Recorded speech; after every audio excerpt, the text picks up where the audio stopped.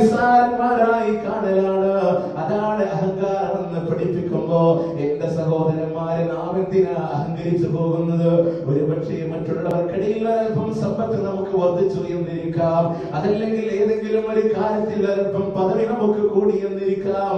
അതിന്റെ പേരിൽ അഹങ്കരിക്കാൻ മനുഷ്യ, നിനക്ക് അധികാരമില്ല, നിനക്കതിനുള്ള അർഹതയില്ല എന്ന് അള്ളാഹുവിന്റെ സൃഷ്ടികളിൽ ഏറ്റവും നിസ്സാരനാണ് നീ എന്ന് പഠിപ്പിച്ചു തരുമ്പോ അല്ലേ അല്ലാഹു സുബ്ഹാനഹു വ തആല ഖുർആനിൽ പറഞ്ഞില്ല, മനുഷ്യ നീ അഹങ്കാരം കാണിക്കണ്ട.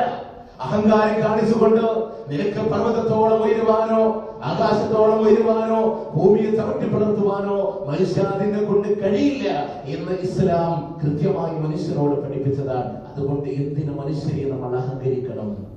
നിനക്കതിന് കഴിയില്ല എന്ന് അല്ലാഹു സുബ്ഹാനഹു വ തആല പറഞ്ഞതാണ്.